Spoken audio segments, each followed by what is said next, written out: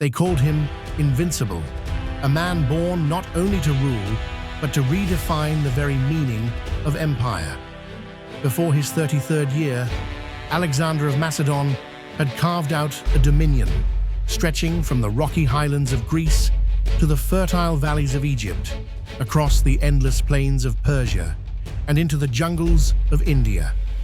To his followers, he was a god among men. To his enemies, he was an unstoppable storm. But behind the conquests and legends lies a story with lessons for us all, about ambition, about discipline, and about the fine balance between the two. From the moment of his birth in 356 BCE, destiny seemed to circle Alexander. His father, King Philip II, was a brilliant general who transformed Macedonia into a military powerhouse.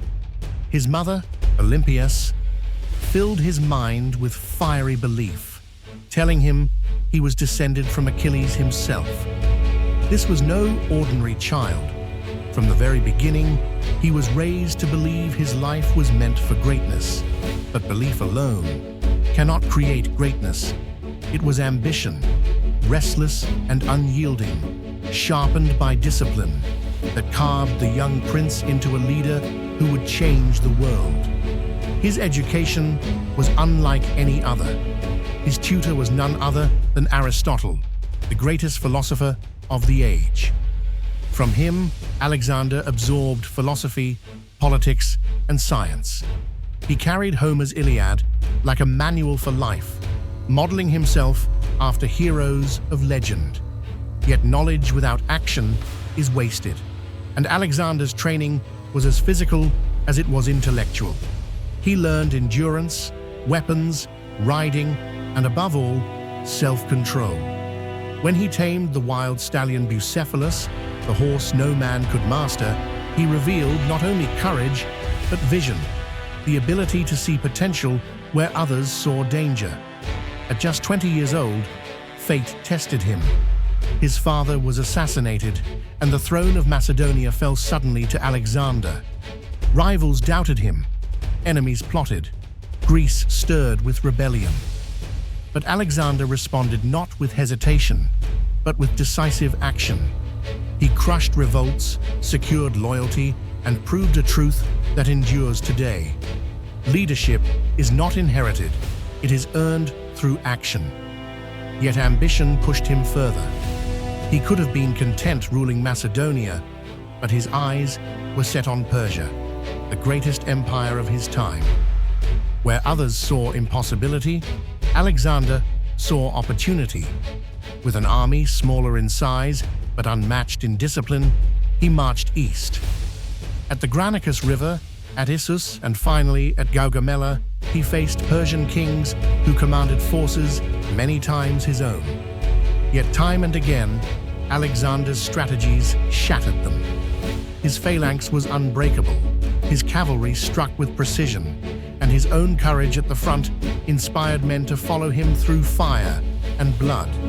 He was not a commander who hid in tents. He fought alongside his soldiers, proving that ambition gains followers only when it is disciplined by example. But Alexander was not only a conqueror, he was a visionary. In Egypt, he declared himself a liberator, not a tyrant. In Persia, he respected their customs and sought to unite East and West. He married across cultures and urged his generals to do the same. He imagined a new kind of empire, not built only on fear, but on fusion, a world where traditions met and created something greater. His ambition was not only for land, but for unity. And yet, ambition is a fire. Left unchecked, it consumes everything. Alexander pushed his men farther than they believed possible, across deserts, through mountains, into the unknown lands of India.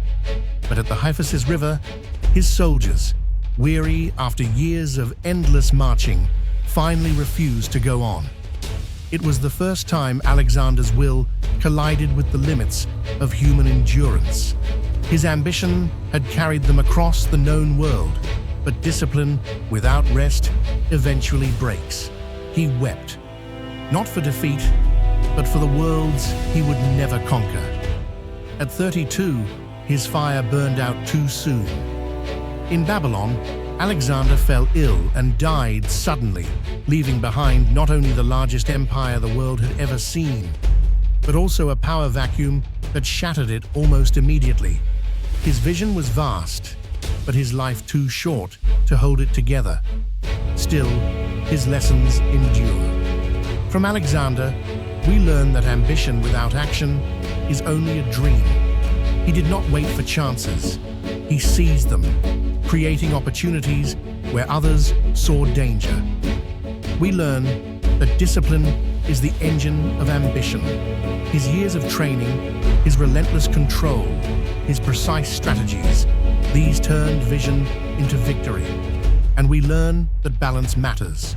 For all his greatness, Alexander's relentless hunger stretched too far, leaving his empire unstable. Today, we may not command armies or rule empires, but we all face our own battles, challenges that demand courage, dreams that test our endurance, decisions that require clarity. When hesitation whispers, remember Alexander crossing into Asia with no promise of success. When recklessness tempts, remember his years of preparation before glory. And when ambition threatens to consume everything, remember the soldiers who said no, reminding us that even the greatest leaders need balance. Alexander the Great was more than a conqueror of lands. He was a conqueror of possibility. His victories made him a legend, but his lessons can make us stronger. Ambition can light the path, discipline can carry us forward, and wisdom can ensure we do not burn out before the journey is done. That is the true empire Alexander leaves behind.